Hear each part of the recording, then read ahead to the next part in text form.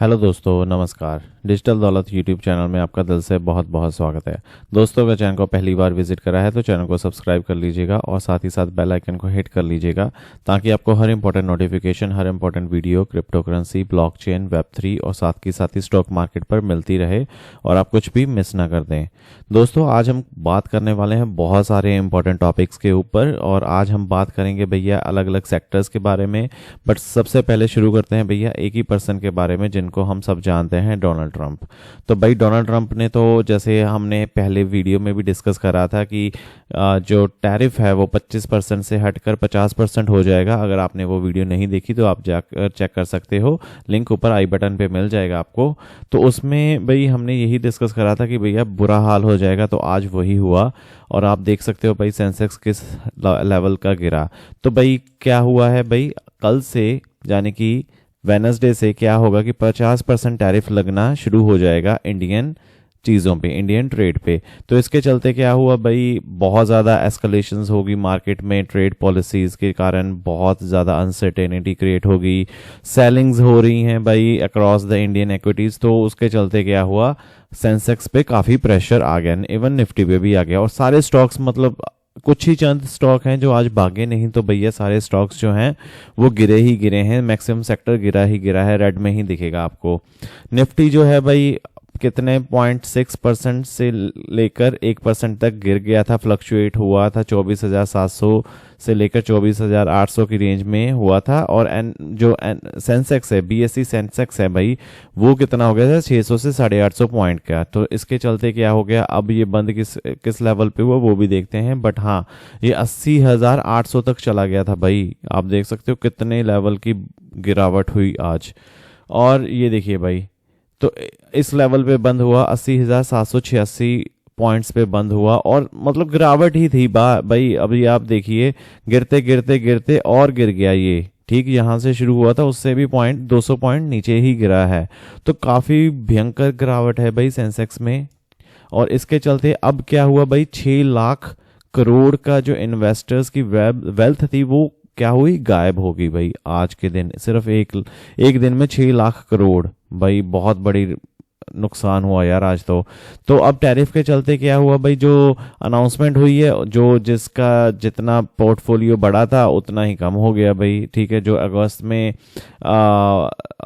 जो हमने थोड़ा बहुत ग्रीन देखा था वो सारा क्या हो गया, आज रेड ने कवर कर लिया। ठीक, तो अब क्या है भाई, जो आज का सबसे वर्स्ट जिस पे इम्पैक्ट हुआ है भाई वो इंडियन एक्सपोर्ट्स पे हुआ है। जैसे कि आप देख सकते हो वर्स्ट एक्सपोर्ट्स किस पे हैं, टेक्सटाइल, केमिकल्स, श्रिम्प। ये हमने एक वीडियो में भी कवर करा था जिसमें हमने डिटेल में कहा था कि भैया ये सेक्टर्स बहुत ज़्यादा बुरी तरह से इम्पैक्ट होंगे। James, jewellery, leather and footwear और उसके साथ साथ इंजीनियरिंग गुड्स। तो इन कंपनीज के इन सेक्टर में कह लीजिए या इनकी सेक्टर की कंपनीज में तो भैया बहुत एक तरफा ही गिरावट दिखी। और क्या थे कि भैया प्राइस जो है, अब क्या हुआ देखिए, अब जैसे अब आप यहाँ पर देखेंगे भाई वर्धमान, ठीक है, तो अब क्या है 410 से शुरू होकर भैया कितने 399, 3.5% की गिरावट। इसके साथ साथ ही वेल्सपन की देखिए भाई 1.83% की गिरावट। तो अब हुआ क्या है भाई, अब 50% टैरिफ लग गया है, क्योंकि इंडिया में अगर मैं आपको लिखकर बताऊं भाई, इंडिया का जो एक्सपोर्ट जाता है यूएस में वो लगभग 30% जाता है। तो अब 30% का क्या था भाई, 30% मार्केट कैप्चर करी हुई है यूएस की। तो कितना बड़ा डिपेंडेंसी थी इंडियन टेक्सटाइल की यूएस के ऊपर। अब हुआ क्या है भाई, अब जब 50% टैरिफ लग गया है उस पर, तो अब क्या है, जैसे कि और कंट्रीज की ट्रेड है, जैसे चाइना हो गया, ठीक, वियतनाम हो गया और हो गया बांग्लादेश। तो इनके ये भी क्या है, ये भी क्या करते हैं, टेक्सटाइल में इनका डिपेंडेंसी है यूएस पे। तो अब क्या हुआ भाई, अगर हमारे ऊपर 50% टैरिफ लग गया है और तो अब हमारा जो प्राइस है भाई इनके लेवल के ऊपर चला गया है। तो अब आप बताओ भाई, अगर एक नॉर्मल बंदे ने कोई टॉवल लेना है, लेट्स से एक बहुत छोटी सी एग्जांपल है, टॉवल लेना है भाई, जो इंडियन टॉवल अब मिलेगा वो मिलेगा $50 का, और वही टॉवल जो है भाई चाइना दे देगा इनको $30, जब बांग्लादेश दे देगा इनको $35। तो भाई वो $50 पे क्यों आएंगे। तो आज यार इसके कारण ही जो है टेक्सटाइल तो बहुत ज़्यादा वर्स्ट हुआ है। एक इतना बड़ा सेक्टर क्या हो गया भैया, पूरा ही लुढ़क गया। और इसके साथ साथ अगर आप भाई देखेंगे तो कुछ और भी गिरावट हुई हैं टेक्सटाइल्स के अलावा, जैसे आप रिलायंस फाइनेंस, ठीक है, Reliance industries, financials, pharmaceuticals company, ये सारी गिरी हैं भाई। इनका क्या कारण है? जैसे कि आप अगर हम देखें भाई, रिलायंस तो चलो एक बहुत बड़ा ब्रांड हो जाता है, इनका क्या है, ग्लोबल में भी एक्सपोजर है, पेट्रोकेमिकल्स में भी है, रिफाइनरी, टेलीकॉम, रिटेल, सब जगह है रिलायंस। इस पे भी हमने एक पूरी वीडियो बनाई थी, तो आप चाहो उसको भी चेक कर सकते हो। तो अब क्या हुआ है भाई, आज की स्पेसिफिकली आज के दिन की बात करें तो भाई टैरिफ जो हुआ है, अब टैरिफ के चलते क्या हुआ है कि देखिए अब क्या है भाई, स्पेंडिंग कम हो जाएगी, तो उसके चलते क्या हो जाएगा भैया, सेल ऑफ हो रहा है, शॉक है, ठीक, तो उसके चलते सेंटिमेंट्स जो है नेगेटिव है, तो इसके चलते क्या हुआ, रिलायंस भी इम्पैक्ट हो गया। ये देखिए रिलायंस भी भाई काफ़ी ज़्यादा 28 पॉइंट की गिरावट है आज के दिन, और लगभग 2% गिरा है। और यहाँ पे तो बहुत ज़्यादा बुरा गिरा है भाई, एकदम से नीचे गिर गया।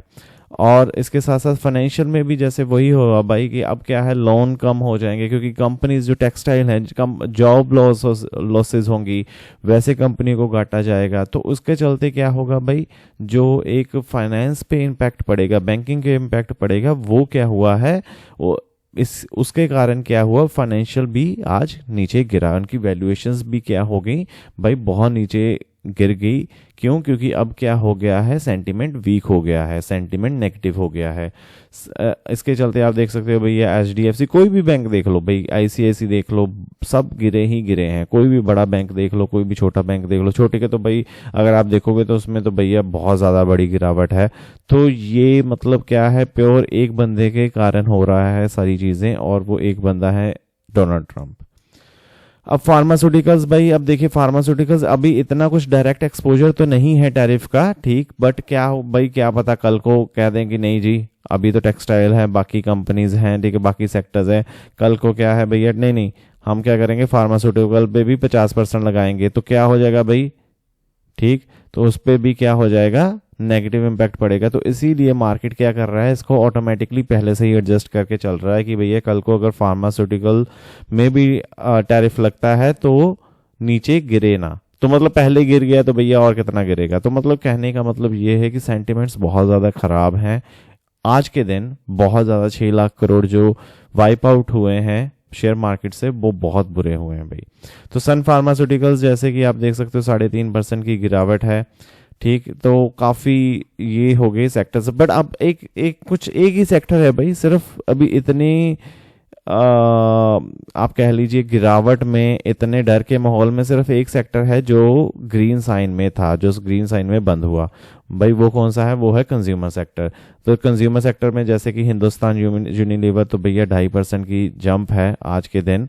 अगर आप इसमें देखिए 61 पॉइंट्स की जंप है हिंदुस्तान यूनिलीवर में। अगर आपके पास ये शेयर होगा तो आपको थोड़ा सा ग्रीन दिख रहा होगा आपके पोर्टफोलियो में। साथ के साथ ही मारुति सुजुकी ने तो भैया 52 वीक हाई भी लगाया आज, तो यहाँ पर आप देख सकते हैं 14,825। तो मारुति सुजुकी भी ग्रीन में बंद हुआ, अच्छी खासी तेजी थी, 1.85% की तेजी थी, 14,720 पॉइंट पे बंद हुआ।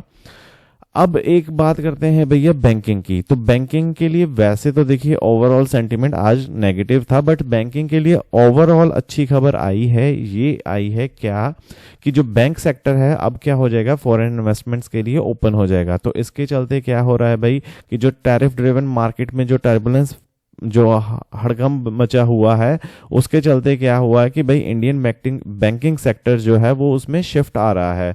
तो शिफ्ट के चलते क्या हुआ भाई, जो अब आज के दिन एलआईसी ने क्या करा, एलआईसी को क्या कहा गवर्नमेंट ने कि भैया उनको रिक्लासिफाई कर दिया public share holder in IDBI bank. तो इसके चलते क्या होगा भाई, अब देखिए मैं आपको बताता हूँ, इसका कारण भी बताता हूँ क्या रीज़न है और इसका बेनिफिट क्या होगा। बट हाँ, पहले हम बात करें तो अब इससे फ़ायदा क्या होगा भाई, अब जो फॉरेन फर्म्स हैं जैसे कि एमिराटे, एनबीडी और फेयरफैक्स, तो क्या हो जाएगी भैया आईडीबीआई बैंक में बाय कर सकती है स्टेक।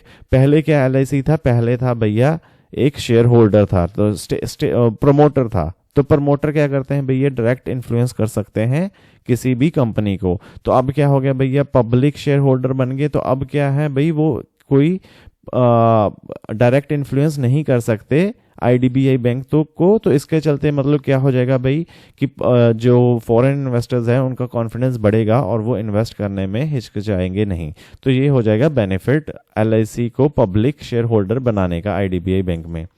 और साथ के साथ ही भाई Sumitomo Mitsui banking corporation SMBC जो जापान बेस्ड कंपनी है भैया, उनको आरबीआई से अप्रूवल मिल गया है। तो वो क्या करेंगी, लगभग 25% जो है यस बैंक में स्टेक खरीद लेगी। और इसके चलते क्या हुआ भैया, अब ये जो सबसे बड़ा लार्जेस्ट क्रॉस बॉर्डर इन्वेस्टमेंट है इनटू द सेक्टर, ठीक है, सेक्टर कौन सा है, बैंकिंग सेक्टर। तो सबसे बड़ा इन्वेस्टमेंट सेक्टर, सबसे बड़ा माफ कीजिएगा, सबसे बड़ा इन्वेस्टमेंट है बैंकिंग सेक्टर में क्रॉस बॉर्डर। ठीक, क्रॉस बॉर्डर क्या हो गया भैया कि हमारा बॉर्डर अलग है, उनका जापान का बॉर्डर अलग है, तो उसके चलते ये अच्छी न्यूज़ आई है बैंकिंग के लिए। तो दोस्तों आज के दिन जो भी सबसे इम्पोर्टेंट पॉइंट थे वो मैंने सारे कवर करने की कोशिश करें।